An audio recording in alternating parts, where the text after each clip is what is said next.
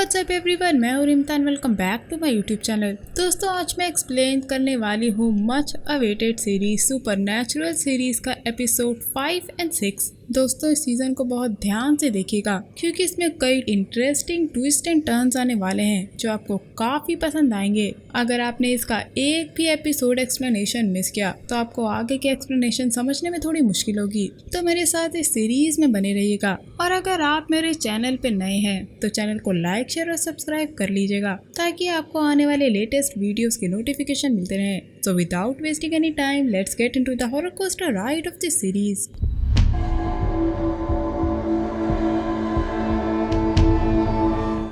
दोस्तों, second season में पहली बार सैम को विजन आता है। वो देखता है कि एक आदमी दुकान में बंदूक खरीदने जा रहा है और वो वहाँ काम करने वाले आदमी को जान से मार देता है। ये आदमी डॉक्टर है, जिसके बाद वो अपने आप को गोली मार देता है। अब ये बात डीन और सैम को पता चलती है और ये पता लगाने का सबसे अच्छा तरीका है कि ये आदमी कौन है। ये लोग ऐश की मदद लेते हैं। सैम को एक बस का लोगो याद आता है जो ऐश को इन्वेस्टिगेट करने में हेल्प करता है। अब ऐश बताता है कि सैम के विजन में होने वाली घटनाएं ओक्लाहोमा में हुई थी। सैम ऐश से ये देखने के लिए कहता है कि क्या 1983 में नर्सरी में आग लगने का कोई भी रिकॉर्ड है। और ऐश को यहाँ एक नाम मिलता है जो कि है एनली कैलगर। एनली ने अपनी माँ को आग में खो दिया था जब वो 6 महीने का था, ठीक वैसे ही जैसे सैम ने अपनी माँ को खोया था। और अब सैम और डीन एंडी को ढूंढना शुरू करते हैं और उन्हें एंडी को वर्क एड्रेस मिलता है। ये लोग एंडी के काम करने वाली जगह पे पूछताछ करते हैं और इन्हें एंडी की वैन का पता लगता है। लेकिन जब ये लोग एंडी की वैन की तलाशी लेते हैं तो इन्हें उसमें ऐसा कुछ भी नहीं मिलता जिससे ये पता लगे कि एंडी एक मर्डरर है। अब डीन एंडी पे नजर रखता है और सैम उस आदमी का पीछा करता है जिसे सैम ने अपने विजन में देखा था। सैम उस आदमी को उस शॉप पे जाता देखता है और शॉप के अलार्म को बजा देता है जिससे वो आदमी शॉप के अंदर नहीं जाता। लेकिन हम उस आदमी को फोन पे किसी से बात करता देखते हैं, जिसके बाद वो बस के सामने चला जाता है और बस उसे आके कुचल देती है, जिसकी वजह से उस आदमी की मौत हो जाती है। सैम को लगता है कि एंडी ने माइंड कंट्रोल की पावर से उस डॉक्टर को मरवा दिया। डीन एंडी का पीछा कर रहा होता है जब एंडी डीन के पास आता है और अपनी पावर का यूज करके डीन से उसकी कार मांग लेता है और डीन अपनी कार उसे दे देता है। सैम डीन को फोन करके बताता है कि जिस आदमी को उसने अपने विजन में देखा था उसकी मौत हो गई है। अब डीन और सैम वापस एंडी का पीछा करते हैं और एंडी अपनी पावर का यूज करके डीन को सब सच बताने के लिए कहता है और डीन सारा सच बता देता है कि वो और सैम यहाँ क्या कर रहे हैं। लेकिन एंडी की पावर का असर सैम पे नहीं होता है और सैम जानता है कि एंडी को ये पावर 1 साल पहले मिली थी जब वो 22 साल का हुआ था। और सैम एंडी से बात कर रहा होता है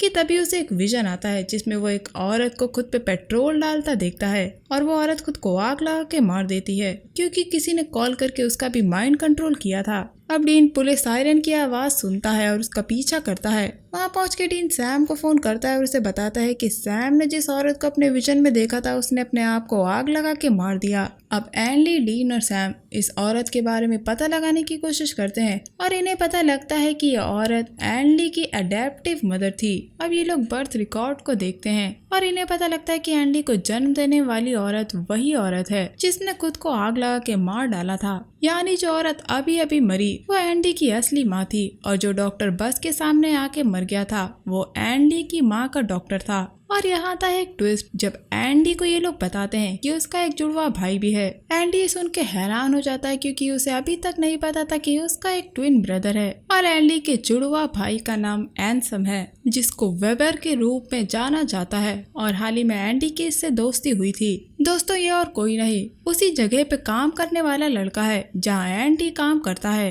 अब सैम को एंडी की गर्लफ्रेंड का विजन आता है कि वेबर एंडी की गर्लफ्रेंड को माइंड कंट्रोल करके उसे मारने वाला है। अब ये लोग वेबर को रोकने जाते हैं। वेबर एंडी की गर्लफ्रेंड को मारने ही वाला होता है जब सैम और एंडी आके उसे ऐसा करने से रोकते हैं, लेकिन तब वेबर सैम को बेहोश कर देता है। वेबर बताता है कि उसने सपनों में येलो आई मैन को देखा था जिसने उससे कहा था कि वो स्पेशल है और उसके पास वेबर के लिए प्लान है। उसी ने वेबर को बताया था कि उसका जुड़वा भाई भी है। अब डीन वेबर को मारने के लिए पोजीशन लेता है लेकिन वेबर डीन के दिमाग से खेलता है और वो डीन की बंदूक को उसी पे तान देता है। डीन खुद को गोली मारने वाला था और इधर एंडी की गर्लफ्रेंड भी डैम से कूदने वाली थी, लेकिन तभी एंडी अपने जुड़वा भाई को मार डालता है। जिसके बाद हम देखते हैं कि सैम इस बात से परेशान है कि उसके जैसे पावर वाले बच्चों की किस्मत में मर्डरर बनना लिखा है। इसके बाद हम वापस रोड हाउस को देखते हैं, जहाँ एलन के पूछने पे सैम बताता है कि उसके पास साइकिक एबिलिटीज है और डीमन के पास उन जैसे बच्चों के लिए प्लान है,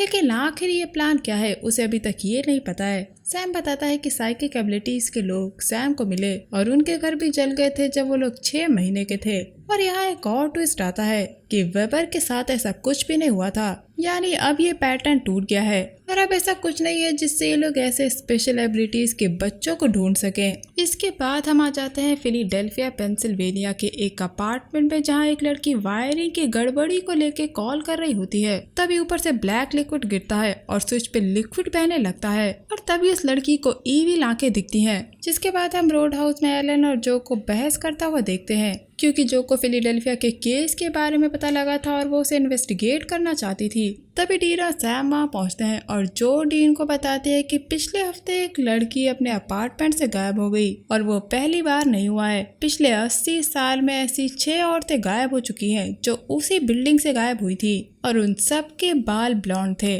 जो इस केस को इन्वेस्टिगेट करना चाहती है, लेकिन एलन जो को हंटर बनने से रोक देती है क्योंकि वो जो को खोना नहीं चाहती थी और ये केस वो विंचेस्टर ब्रदर्स को दे देती है, यानी डीन और सैम को। अब डीन और सैम उस लड़की के अपार्टमेंट को चेक करते हैं जहाँ उन्हें वो ब्लैक लिक्विड यानी कि एक्टोप्लाज्म मिलता है। दोस्तों, ये एक तरीके का पदार्थ होता है जो पोजेस्ड इंसानों की आंखों या कानों से बहता है जब वो पोजेस्ड होते हैं या फिर किसी शक्तिशाली और गुस्सैल स्पिरिट की अवशेष के रूप में छोड़ा जाता है। विंचेस्टर समझ जाते हैं कि ये एक स्ट्रॉन्ग सुपर नेचुरल का साइन है। अब ये लोग बिल्डिंग की तलाशी लेते हैं और वो वहाँ जो को पाते हैं जो रोड हाउस से इनका पीछा कर रही थी। वो बताती है कि ऐश ने एक झूठा रास्ता बनाया है ताकि एलन को पता न चले कि जो कहाँ है। अब एलन कॉल करके डीन से जो के बारे में पूछती है, लेकिन डीन कहता है कि वो जो के साथ नहीं है, लेकिन डीन एलन से झूठ भी बोलना नहीं चाहता है। जिसके बाद हम देखते हैं कि सैम बिल्डिंग के हिस्से को इन्वेस्टिगेट करता है और जो और डीन सुपरनैचुरल एक्टिविटी की तलाश में ईएमएफ मीटर के साथ दूसरे हिस्से को स्कैन करते हैं। अब डीन और जो के बीच में बहस हो जाती है जब डीन जो से कहता है कि उसे हंटर नहीं बनना चाहिए, उसके पास लाइफ में और भी ऑप्शंस हैं। जिसके बाद हम देखते हैं कि जो के ईएमएफ मीटर पे रीडिंग आने लगती है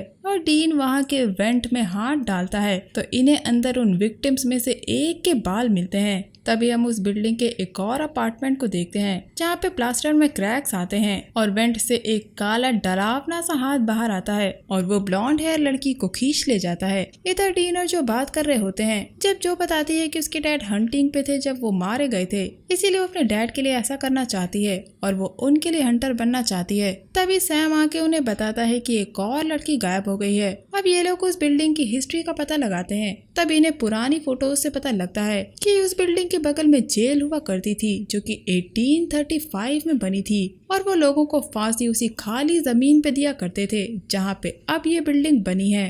अब ये लोग वहाँ फांसी दिए गए लोगों की लिस्ट देखते हैं जहाँ सैम को एक नाम मिलता है, हरमन वेबस्टर मर्गीट, यानी कि H.H. होम्स, अमेरिका का पहला सीरियल किलर जिसे 1996 में फांसी दी गई थी और उसने 27 लोगों का खून किया था, लेकिन माना जाता है कि उसने 100 खून किए थे। लेकिन विक्टिम्स में से उसके फेवरेट विक्टिम्स थे सुंदर ब्लॉन्ड हेयर वाली लड़कियां। सैम बताता है कि इससे पीछा छुड़ाना इतना आसान नहीं है क्योंकि जहां होम्स की बॉडी दफन है वो टनों कंक्रीट के नीचे है, क्योंकि होम्स नहीं चाहता था कि उसके शरीर से कोई छेड़छाड़ करे, जैसा कि डीन और सैम अक्सर करते हैं, बॉडी को जला देते हैं। अब यहाँ पता चलता है कि उसने दीवार के अंदर सीक्रेट चेम्बर्स बना रखे हैं जहाँ होम्स अपने विक्टिम्स को कैद रखता है जब तक कि वो मर नहीं जाते और इन्हें लगता है कि लेटेस्ट विक्टिम उन्हीं चेम्बर्स में से एक में अभी जिंदा होगी। अब ये लोग उन चेम्बर्स को खोजना शुरू करते हैं, लेकिन आगे का रास्ता सकरा था, इसलिए जो अकेले अंदर जाती है और H.H. होम्स की स्पिरिट जो को पकड़ लेती है। जैसे ही सैम और डीन ये पता लगाने की कोशिश करते हैं कि जो कहाँ है,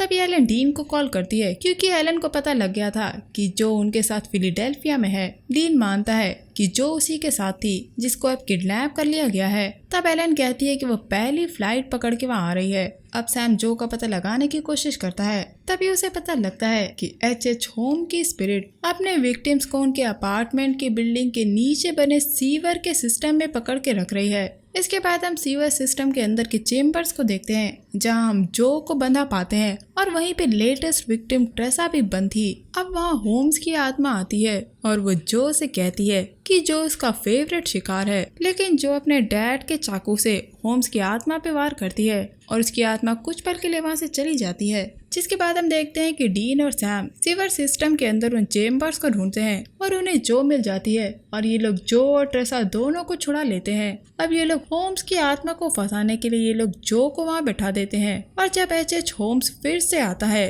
तो ये लोग गोली चला के वहाँ नमक का घेरा बना देते हैं उन नमक की बोरियों की मदद से जिन्हें इन लोगों ने बांध के रखा था। और होम्स की आत्मा अंदर फंस जाती है और ये लोग बाहर निकल जाते हैं। बाहर आने पे जो पूछती है कि क्या होगा अगर किसी को ये सीवर लाइन मिल जाए या फिर बारिश ने नमक को बहा दिया तो। लेकिन तभी डीन सीमेंट की ट्रक लेकर आता है और सीमेंट से उस चेम्बर को भर देता है और एच होम्स को वहीं सील कर देता है हमेशा के लिए। जिसके बाद हम वहाँ एलन को पहुँचता देखते हैं जो इन सबके साथ वापस लौटती है। एलन डीन और सैम पे इस बात से गुस्सा थी कि उन्होंने जो को खतरे में डाल दिया था। रोड हाउस वापस आके एलन जो पे गुस्सा करती है और कहती है कि जैसा उनका पिता था वैसे ही डीन और सैम भी हैं। अब जो बाहर आती है और डीन पूछता है कि आखिर क्या हुआ है। तब गुस्से में जो डीन से जाने के लिए कहती है। जब डीन जाने लगता है तो जो डीन को बताती है कि जिस रात उसके डैड हंटिंग पे गए थे उस रात वो अपने एक साथी के साथ हंटिंग पे गए थे, जबकि वो अक्सर अकेले हंटिंग पे जाया करते थे क्योंकि उन्हें लगता था कि वो अपने साथी पे भरोसा कर सकते हैं। लेकिन उनके साथी की वजह से जो कि डैड की जान चली गई और जो कि डैड का साथी और कोई नहीं